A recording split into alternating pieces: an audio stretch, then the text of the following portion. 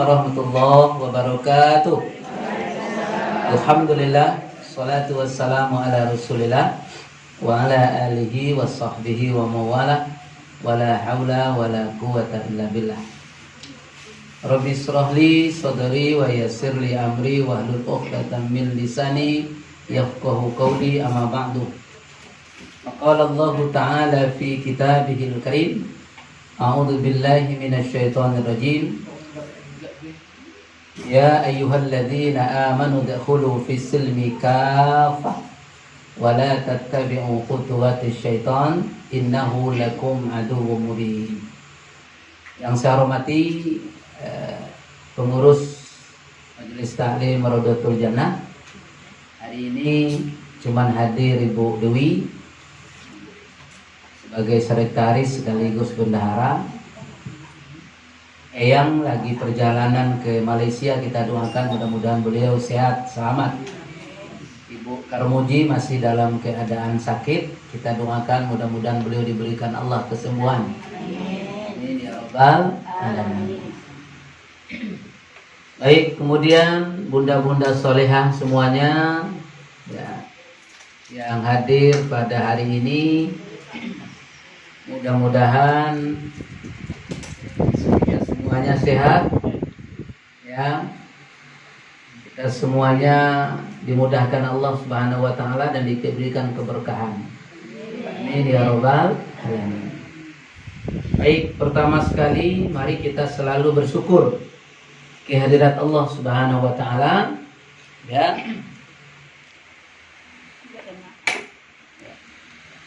Kemudian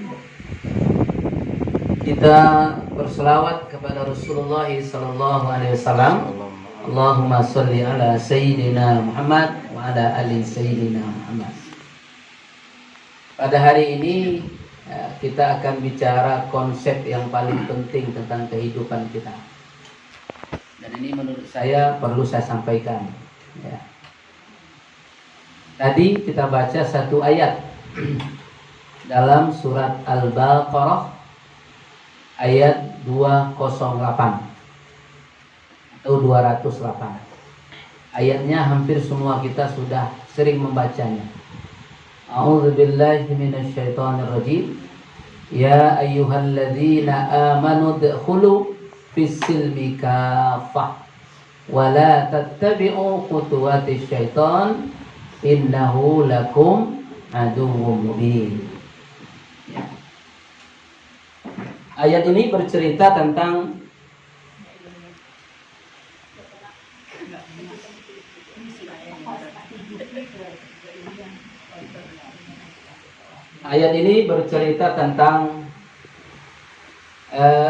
keislaman kita. Di dalam kitab Asbabun Nuzul diceritakan dan diriwayatkan bahwa sekelompok orang-orang Yahudi dan Nasrani datang kepada Nabi. Apa katanya? Ya Muhammad, kami mengakui engkau sebagai Rasul, dan kami juga mengakui dan ikut dengan Islam, agama yang diturunkan Allah. Tapi izinkan kami untuk tetap menghormati hari raya kami, izinkan kami untuk melakukan ritual-ritual agama kami. Maka ketika ayat ini atau pertanyaan ini disampaikan kepada Nabi, kita tahu kan Rasulullah itu tidak pernah berbicara, tidak pernah menjawab pertanyaan sahabatnya, umatnya, hingga turun wahyu kepada beliau. Maka turunlah ayat menjelaskan. Ya Muhammad, kalau mereka sudah mengaku Islam, mengaku iman, udkhulu fis silmi kaffah. Hendaklah dia masuk Islam secara utuh dan menyeluruh.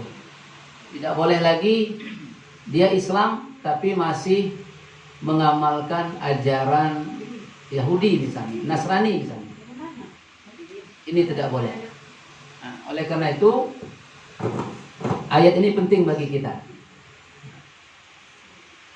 Kemarin kan selalu saya baca dan doa. Ketika berdoa ibu-ibu saya ajarkan doa. Doanya begini. Allahumma zidna ilman. Itu kalau bersama-sama. Kalau sendirian, Allahumma zidni ilman warzuqni fahman. Kalau bersama-sama, warzuqna fahman. Ya Allah, tambahlah selalu ilmu kami. Kedua, berikanlah pemahaman kepada kami. Mohon maaf, hari ini umat Islam ini punya tantangan. Banyak yang punya ilmu tapi tidak paham tentang ilmu atau tidak ada pemahaman tentang Islam. Contoh, ini contoh ini, maaf. Mungkin kritik ini luar biasa. Kita Islam, ya, tapi ketika melakukan sesuatu kegiatan, kita melakukan kegiatan yang di luar tuntunan Islam. Ada tidak seperti itu? Saya kaget.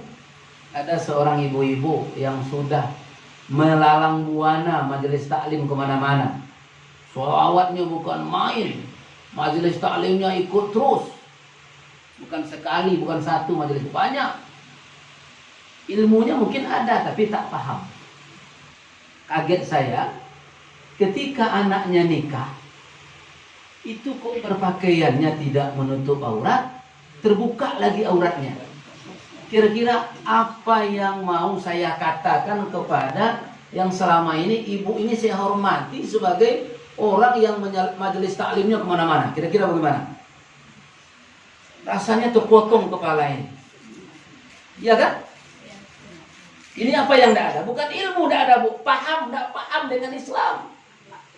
Ini mohon maaf ini. Majelis taklimnya luar biasa. Tapi ditengok berpakaian celana legging ketat. Ini tak paham, bu. Kalau saya risih, saya itu nggak bisa. Ini tidak betul menurut Islam. Udkhulu fis-silmi kafah. Kalau kita Islam, amalkan syariat Islam dengan baik. Artinya apa? Kalau kita Islam itu pakaiannya juga harus Islam, menutup aurat.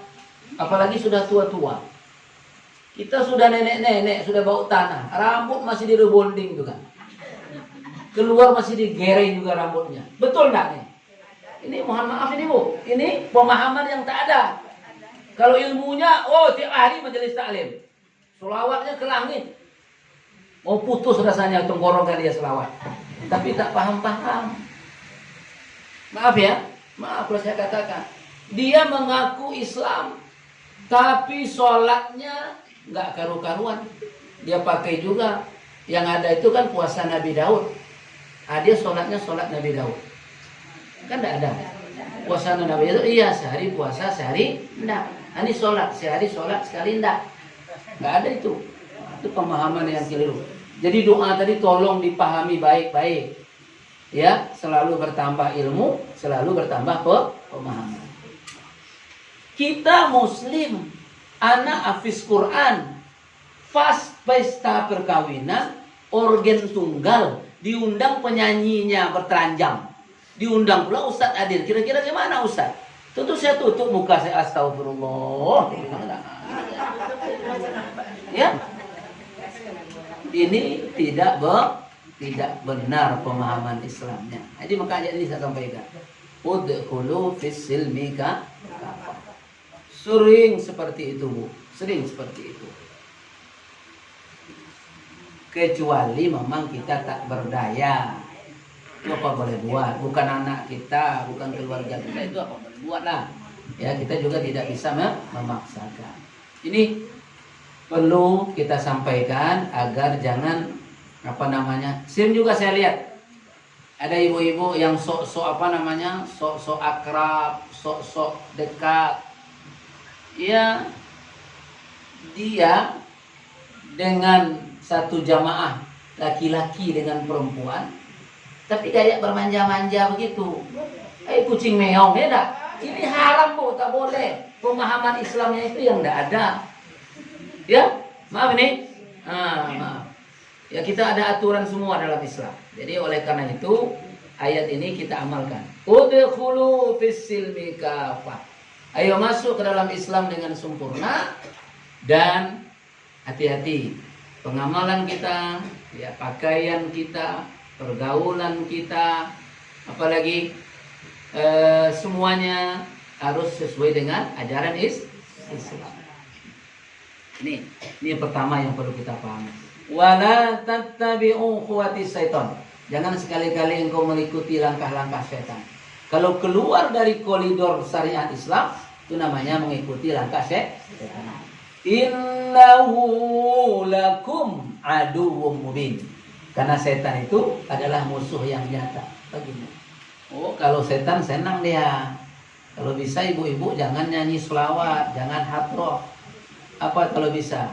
Kalau bisa organ tunggal. Kalau bisa nyanyinya poco-poco. Enak. Dangdut, remix, disco. Sudah dangdut, remix, bola disco bola lagi. Gimana gayanya tuh? Saya nggak tahu lah. Meski onjak lah itu, enggak. Itu kalau dia, karena setan tuh memang suka seperti itu. Tapi telinga kita mana yang suka kita dengar? Salawat, hadroh, ayat-ayat Quran. Senang tak? Itu baru kita sudah betul-betul menjadi majelis taklim jamaah yang betul-betul Islami. Allah Ustaz ini sok alim, bukan sok alim. Ya, memang begitu aturannya. Oke. Baik. Karena memang di dalam doa kita selalu kita minta kepada Allah. Salah satu doa kita dalam surat Al-Baqarah. Al-Baqarah ayat 201. Wa minhum may yaqulu rabbana atina fid dunya hasanah wa fil akhirati hasanah wa qina adzabannar. Kita berdoa kepada Allah agar kita diberikan kebahagiaan dunia dan akhirat. Baik, sekarang kita belajar. Ada 8 prinsip Islam ini untuk kita laksanakan agar kita selamat sesuai dengan doa tadi. Doa itu kan tidak bisa itu, Bu. Rabbana atina fid dunya hasanah wa fil akhirati hasanah wa qina adzabannar. Tapi sholat tidak pernah, aurat tidak ditutup. Ya. Ibadah tidak mau, ngaji nggak ikut. Kira-kira bisa tak selamatnya dunia akhirat? Nggak bisa. Ini contoh ini. Berdoa-doa saja, kalau tak ada usaha nggak bisa. Contoh ini. Ya Allah, aku haus ini ya Allah. Ini ada air nih, sampaikan air ke mulut ini. Bisa tak sampai dia? Buka tutupnya. Ini ikhtiarnya nih. Buka tutup, angkat, baca bismillah. Alhamdulillah. Sejuk rasa air zam-zam. Ya. Karena memang kita ngajinya di travel Rapita Wisata. Di air zam-zam itu selalu ada. Baik. Jadi harus ada action, doa diiringi dengan usaha ikhtiar. Prinsip hidup yang pertama, kita harus memantapkan apa tujuan hidup kita. Tujuan hidup kita cuma satu saja. Mencari ridho Allah. Nah, kita kembalikan kepada yang tadi. Ketika anak nikah, apa yang mau kita cari? Kebahagiaan rumah tangganya agar dia sakinah, mawadah, warahmah. Iya, Bu. Kalau anak ibu menikah, keluarga menikah, apa yang kita inginkan? Mudah-mudahan engkau bahagia nak dunia akhirat. Mudah-mudahan rumah tanggamu sakinah, mawadah, warahmah. Kan itu niat kita. Betul, Bu? Dia ketika menikah tidak sesuai dengan ajaran aturan ridho Allah. Dapat tak kira-kira tujuannya? Tidak ada. Tidak dapat kan? Tidak dapat. Oleh karena itu, pahami baik-baik apa tujuan hidup. Tujuan hidup cuma satu saja. Ridho Allah. Kalau tidak percaya, baca nanti surat Al-An'am 162. Apa kata Allah? Kul inna salati wa nusuki wa mahyaya wa mamati lillahi rabbil. Katakanlah, sesungguhnya salatku, ibadahku, hidupku, matiku hanya untuk Allah, Tuhan seru sekalian. Yang pertama, kita agak panjang-panjang. Jadi kalau ditanya orang, Bu, apa tujuan hidup ibu? Ada yang menjawab, tujuan hidup saya melayani suami. Itu belum tepat. Tujuan hidup ridho Allah. Kita ngaji supaya dapat ridho. Kita berusaha berikhtiar ridho Allah. Kita mendidik anak ridho. Kita jadi guru supaya dapat ridho. Kita menjadi ustadz supaya dapat ridho. Tujuan hidup manusia ini cuma satu, ridho Allah. Yang kedua, apa tugasnya? Tugas hidup manusia ini apa? Apa tugasnya? Tugas. Kalau tadi tujuan, sekarang tugas. Kerjanya apa? Kerjanya cuma satu, beribadah kepada Allah. Dalilnya jelas. Surat Az-Zariyat ayat 56. Wa ma khalaqtul jinna wal insa illa liya'buduni. Tidaklah aku ciptakan jin dan manusia ini kecuali hanya untuk beribadah.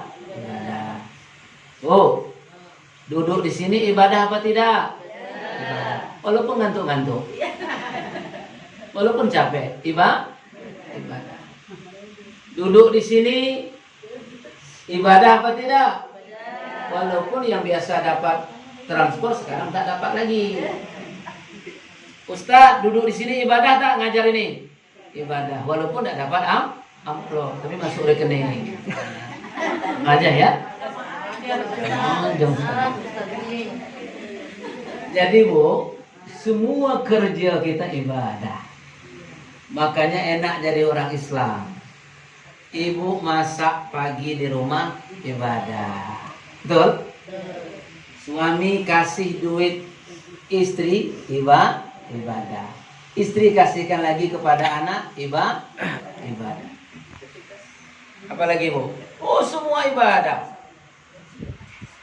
Ya, asal dalam koridor ridho Allah. Nah, cuma nanti jangan dibilang pula kata Ustaz semuanya ibadah yang baik-baik. Nanti pergi mencuri itu tidak ibadah. Pergi menipu tidak ibadah. Tidak ya. Semua yang baik kalau kita niatkan karena Allah itu jadi ibadah. Apa saja Bu? Termasuk mencuci kain suami ibadah. Sekarang kan dah enak, dah pakai apa namanya? Laundry. Dah pakai mesin cuci. Kalau dulu kan dengan tangan gini, tapi kadang-kadang kalau bini yang nak ikhlas itu, ngapa suami ini? Kemana dipakainya nih? Kena gatak oli semua kata dia. Memang suaminya kena bengkel iyalah, kena oli ya dah.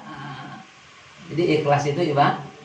Jadi semua perbuatan baik yang kita niatkan ikhlas karena Allah itu ibadah. Itu enaknya. Memang ibadah itu nanti terbagi dua. Ada ibadah Allah umum, itu semuanya Bu. Ya, senyum ibadah. Membuang apa? Senyum itu ibadah Bu. Tapi jangan senyum-senyum sendiri. Nah, ini enggak kacau ini. Kalau senyum-senyum sendiri, ujung-ujungnya rumah sakit nah, ini tidak bagus lagi. Yang kedua ibadah khassah, khusus. Seperti sholat, puasa, haji, umroh, baca Quran, baca sholawat, zikir. Itu ibadahku khusus. Jadi semua yang kita lakukan dengan atas niat yang ikhlas dalam kebaikan itu semua jadi ibadah. Pergi mau Bu, kalau ada yang berjualan ini, pergi berjualan aja itu ibadah Bu. Tapi kalau jualannya niatnya menipu orang, nah jadi dosa. Ke mall tengok tujuannya dulu. Ke mall itu untuk belanja keperluan anak-anak, ibadah. Tapi ke mall buka majelis merumpi sambil ngopi, ya. Ngopi itu kan juga dua kepanjangannya. Ngopi, ngobrol perkara iman. atau ngopi juga. Tapi ada juga ngopi, ya, ngurumpi ke sana ke sini. Nah, itu lain. Itu jadi dosa. Nah, asal yang baik, niatnya ikhlas, ibadah. Enak tahu? Enak, Bu. Ya, jadi tidak ada yang tidak ibadah. Yang ketiga, ini yang penting juga. Apa yang menjadi pedoman hidup kita? Al-Quran dan Sunnah. Jadi pedoman dalam hidup kita ini Al-Quran dan Sunnah. Itu mutlak kebenarannya. Kata-kata siano belum tentu benar. Tapi kalau kata Quran pasti benar. Karena sekarang kita sulit juga. Semuanya masuk di HP kita. Iya, masuk, semuanya masuk. Kalau orang tak pandai memilah dan memilih, itu dia jadi sulit.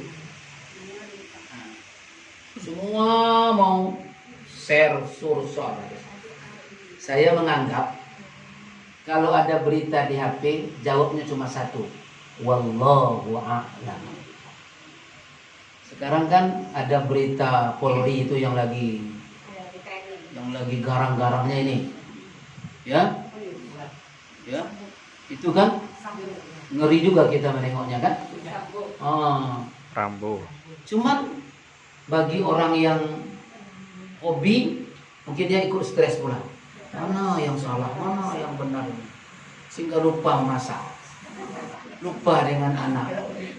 Lupa cucu sudah jatuh. Kenapa? Asik mendengar berita itu aja. Sebenarnya jawabnya cuma satu. Wallahu a'lam. Allah lah yang maha tahu. Siapa yang benar, siapa yang salah.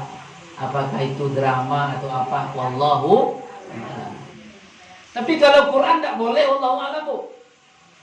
Quran sudah mengatakan kepada kita. Misalnya ya ayyuhal mu'minun misalnya, wahai wanita-wanita mukminat, yudnina min jalabibihinna, julurkanlah jilbabmu ke dadamu, ya, atau julurkanlah pakaianmu ke seluruh tubuhmu, wa yu'zaina, agar engkau ayyurafna wa yu'zaina, agar engkau dikenal sebagai wanita baik dan engkau tidak diganggu. Itu wajib diamalkan. Nah, sekarang orang terbalik. Al-Quran dia ragu-ragu. Tapi kalau yang ada di HP itu ditelannya mentah-mentah. Kan terbalik itu. Itu namanya tontonan dijadikan tuntunan, tuntunan dijadikan tidak benar. Jadi kita ini tuntunan kita, Bu, pedoman kita cuma dua.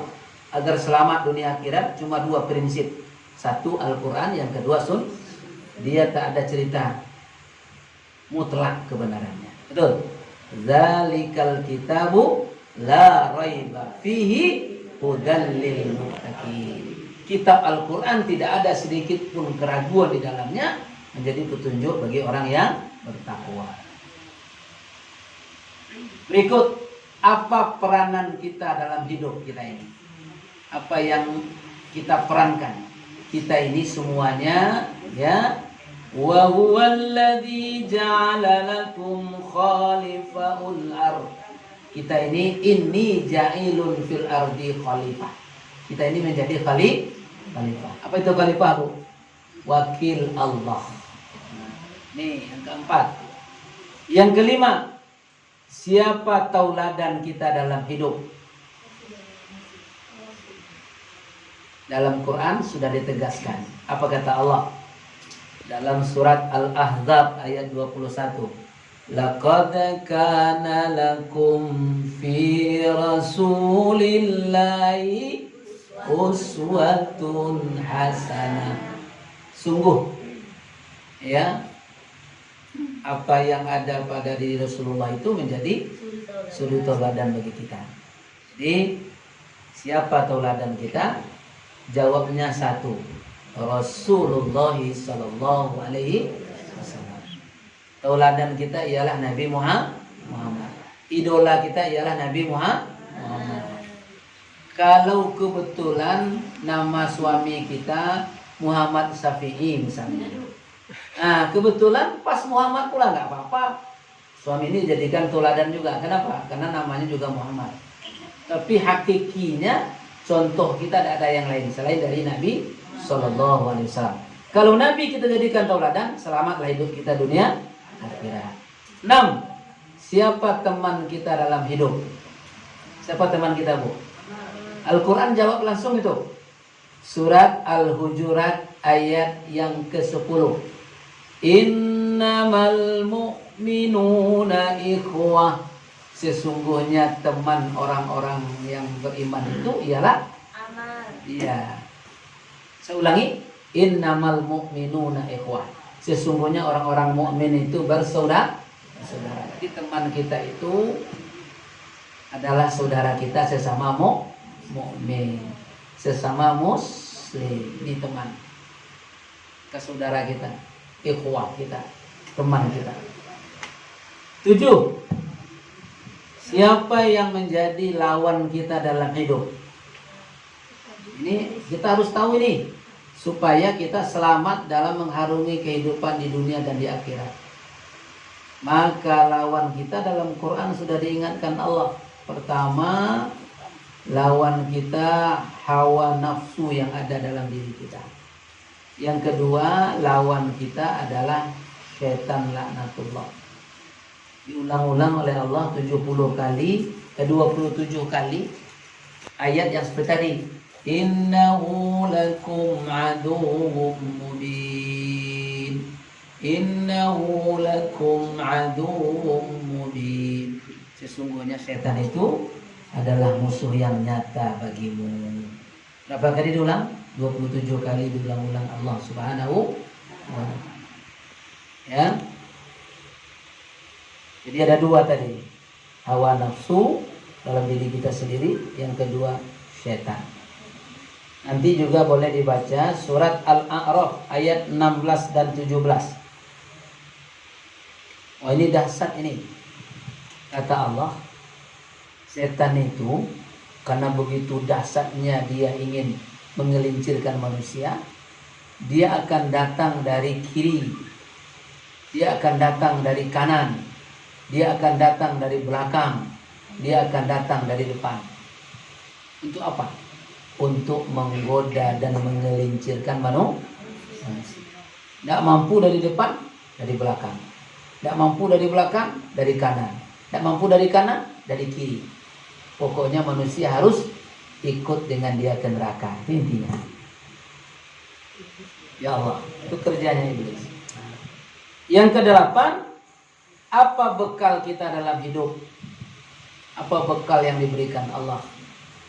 Dalam surat Al-Baqarah ayat 29 Allah ceritakan, Walladzi khalaqa lakum ma fil ardi jami'a. Walladzi, dialah Allah yang telah menciptakan kamu, menciptakan manusia. Ya.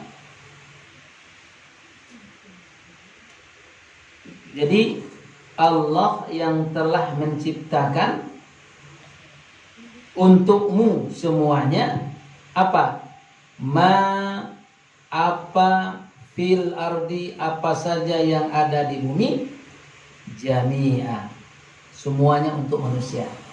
Jadi bekal kita diberikan Allah, ya, ialah bumi dan segala isinya. Bumi dan segala isinya menjadi bekal. Ya. Makanya boleh minyak bumi itu kita ambil. Tapi itu kan harus punya keahlian. Kemudian apa lagi? Hutan, laut. Semuanya kan banyak itu kekayaannya. Kalau di dalam bumi bukan hanya minyak, ada batu bara, ada emas. Ya. Ada emas dan sebagainya. Apalagi di Jawa, bukan dalam bumi aja, di luar pun banyak juga emas. Namanya emas-emas ya. Emas kata dia kan, emas besar-besar itu dia kan. Emas Jawa ya. Jadi 8 ini prinsip yang harus kita pegang agar betul-betul ayat tadi yang pertama tadi, ya ayyuhalladzina amanu dukhulu fis-silmi kafah, menjadi milik kita. Itu intinya. Pertama tadi saya ulang kembali sebagai kesimpulan, apa tujuan hidup kita? Mencari ridho Allah. Apa tugas hidup kita? Beribadah kepada Allah. Apa peranan kita dalam hidup? Peranan kita dalam hidup sebagai khalifah, wakil Allah kita di muka bumi ini. Wakilnya Allah. 4. Apa pedoman kita dalam hidup? Al-Quran dan Sunnah. 5. Siapa tauladan kita dalam hidup? Rasulullah Sallallahu Alaihi. Siapa teman kita dalam hidup? Segenap kaum muslimin, saudara-saudara kita seiman. Siapa lawan kita dalam hidup? Ada 2, hawa nafsu dan setan. 8. Apa bekal kita dalam hidup? Bumi dengan segala isinya. Ini prinsip yang harus kita pegang. Ya. Kalau prinsip ini sudah betul-betul kita pahami, maka akan Allah berikan kepada kita keselamatan dunia dan akhirat. Baik, itu mungkin dulu yang bisa kita sampaikan. Nanti kita lanjutkan dengan tanya.